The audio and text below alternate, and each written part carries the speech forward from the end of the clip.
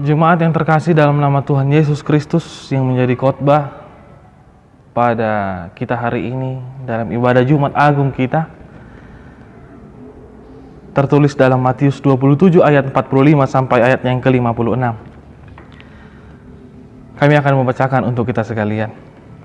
Mulai dari jam 12 kegelapan meliputi seluruh daerah itu sampai jam 3. Kira-kira jam 3 berserulah Yesus dengan suara nyaring, Eli Eli lama sabachthani. Artinya, Allahku, Allahku, mengapa engkau meninggalkan aku?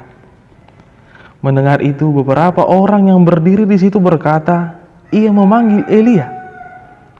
Dan segeralah datang seorang itu dari mereka yang mengambil bunga karang, mencelupkannya ke dalam anggur asam, lalu mencucukkannya pada sebatang bulu dan memberi Yesus minum. Tetapi orang-orang lain berkata, jangan, baiklah kita lihat apakah Elia datang untuk menyelamatkan dia. Yesus berseru pula dengan suara nyaring lalu menyerahkan nyawanya. Dan lihatlah, tabir bait suci terbelah dua dari atas sampai ke bawah, dan terjadilah gempa bumi, dan bukit-bukit batu terbelah, dan kuburan-kuburan terbuka, dan banyak orang kudus yang telah meninggal bangkit. Dan sesudah kebangkitan Yesus, mereka pun keluar dari kubur, lalu masuk ke kota kudus, dan menampakkan diri kepada banyak orang. Kepala pasukan dan prajuritnya yang menjaga Yesus menjadi sangat takut ketika melihat gempa bumi dan apa yang telah terjadi, lalu berkata, sungguh ia ini adalah anak Allah.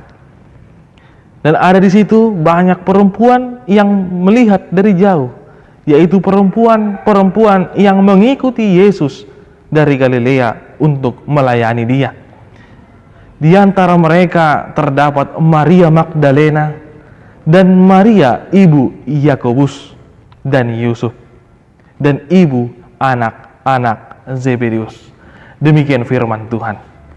Jemaat yang terkasih dalam nama Tuhan Yesus Kristus, tentunya seisi dunia ini tersentak dengan kondisi yang kita alami saat ini, di mana virus corona atau COVID-19 sedang melanda seisi dunia. Dan tidak tanggung-tanggung, virus ini tidak pandang bulu. Mau orang kaya ataupun orang miskin, semua kena. Orang jahat maupun orang baik, negara miskin atau bahkan sampai ke negara adidaya superpower, semuanya dapat tertular oleh virus ini. Akibatnya untuk sementara kita harus meninggalkan persekutuan kita di gereja ini sebagai tempat kita untuk beribadah, hanya untuk menjaga jarak yang satu dengan yang lain. Bahkan pada perayaan Jumat Agung hari ini, kita masih harus beribadah di rumah kita masing-masing. Dan tentunya kejadian ini hendak berpesan bahwa perjumpaan kita dengan Tuhan tidak dapat dihalangi oleh virus corona ini.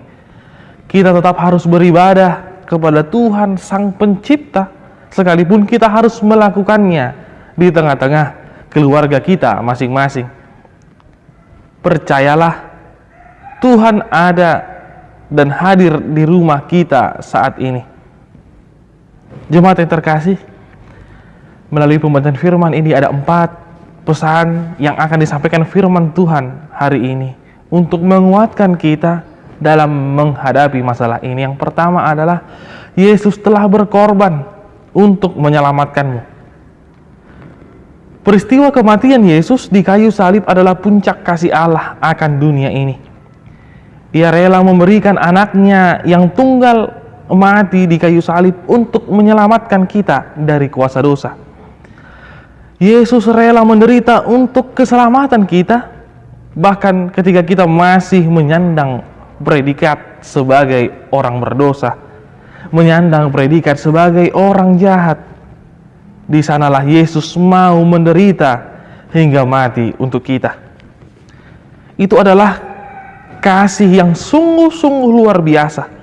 Apalagi dalam kondisi kita saat ini, kita yakin dan percaya bahwa Yesus akan tetap peduli dalam segala kondisi kita saat ini. Ia akan datang menyelamatkan kita dan tidak akan membiarkan umat tebusannya kalah oleh serangan virus corona ini. Salah satu perkataan Tuhan Yesus dalam firman ini tadi dikatakan, Eli, Eli, lama sabachthani. Allahku, Allahku, mengapa engkau meninggalkan aku?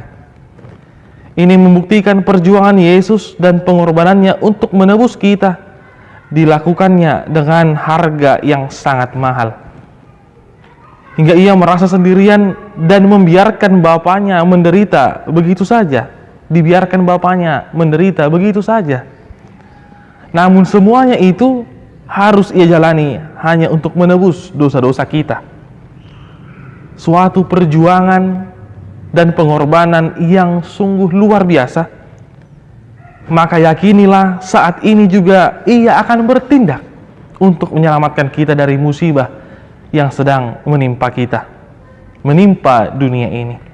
Ia akan bertindak untuk menjagai kita dan menyelamatkan kita dari setiap masalah yang kita hadapi. Yang kedua adalah alam juga di bawah kendali Tuhan. Kegelapan menutupi bumi. Ini adalah fenomena alam yang terjadi pada saat kematian Tuhan Yesus. Alam juga ikut bersedih. Ini membuktikan alam juga dalam kendali Tuhan. Kita juga yakin jika kegelapan ini, yaitu ganasnya virus corona yang datang mewabah di dunia ini, akan Tuhan taklukkan dan bahkan Tuhan pakai sebagai alat kesaksiannya. Agar kita mengaku bahwa Yesuslah yang berkuasa atas segala yang ada. Kemudian gempa bumi. Jika dunia terhentak dengan keadaan yang sedang terjadi, percayalah tidak ada sesuatu yang terjadi yang tidak sepengetahuan Tuhan.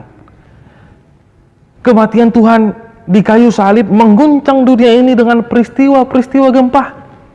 Peristiwa ini membuktikan bahwa peristiwa kematian Tuhan, Yesus akan mengguncang dunia serta memberi harapan baru bagi orang yang percaya, yang tidak mungkin sekalipun akan menjadi mungkin, karena semuanya ada di tangan kuasa dan kendali Tuhan. Yang ketiga adalah tabir di bait suci terbelah dua. Sadarkah kita bahwa kematian Tuhan membebaskan kita, melepaskan, membuka sekat, yaitu tabir yang membatasi tempat suci dan tidak suci. Dengan kematian Tuhan Yesus, kita semua telah disucikan dan berhak disebut anak-anak Allah. Sebagai anak-anak Allah, maka Allah pun akan mengasihi kita sebagai anak-anaknya. Juga dalam kondisi kita saat ini, Allah akan peduli dengan kita dan akan menyelamatkan kita sebagai anak yang dikasihinya. Oleh karena itu berserulah kepadanya, sebab ia hanya sejauh doa. Oleh karena itu berseru kepadanya, sebab ia akan selalu peduli dengan kita dan siapapun yang berseru kepadanya. Dan yang terakhir adalah yang keempat, apa yang menjadi kesimpulan, apa yang menjadi kesaksian dari sang letnan yang memimpin penyaliban Tuhan Yesus dalam firman ini, melalui semua peristiwa yang terjadi di depan matanya, mulai dari ditangkapnya Yesus di bukit Getsemane, bagaimana Yesus disiksa hingga menghadapi kematian di kayu salib, dan juga peristiwa alam yang terjadi mengiringi kematian Tuhan Yesus. Maka letnan tersebut berkesimpulan dan bersaksi, sungguh ia adalah anak Allah. Sang letnan tidak mau peristiwa tersebut berlalu begitu saja, namun peristiwa itu membawa dia dan menumbuhkan iman percayanya kepada pengenalan akan kesiapaan Yesus yang sesungguhnya, yaitu sungguh ia adalah anak Allah. Jemaat yang terkasih dalam nama Tuhan Yesus Kristus, jika kita perhatikan tadi peristiwa demi peristiwa yang kita alami dalam kehidupan kita saat ini, apakah kita dapat mengambil hikmat dan makna dari peristiwa tersebut? Apakah peristiwa peringatan akan penyaliban Tuhan Yesus hari ini menumbuhkan iman percaya kita akan kasih Allah akan dirimu? Ia rela disiksa, ia rela mati untuk menebus dosa-dosa kita. Dan Tuhan mengizinkan, dan jika Tuhan mengizinkan COVID-19 ini sedang mewabah di dunia ini, apakah yang menjadi kesaksian kita? Peristiwa ini hendak mengingatkan kita akan keterbatasan kemampuan manusia. Ternyata hidup kita rentan dengan penyakit, bahkan kematian. Oleh karena itu, hiduplah dengan selalu rendah hati dan kita turuti firman-Nya. Hiduplah dalam kasih bagi sesama dan mulailah itu dari keluargamu sendiri, di rumah kita masing-masing. Percayalah, Tuhan akan menjagai kita. Tuhan akan menjagaimu. Lihat, oleh karena kasih-Nya pada kita, bahkan Ia rela mati untuk kita. Hanya pengorbanannya dan kuasa-Nya yang dapat menyelamatkan kita juga dari masalah virus corona ini.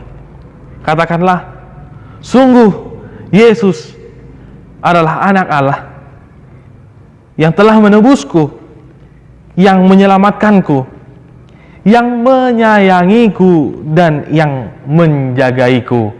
Amin.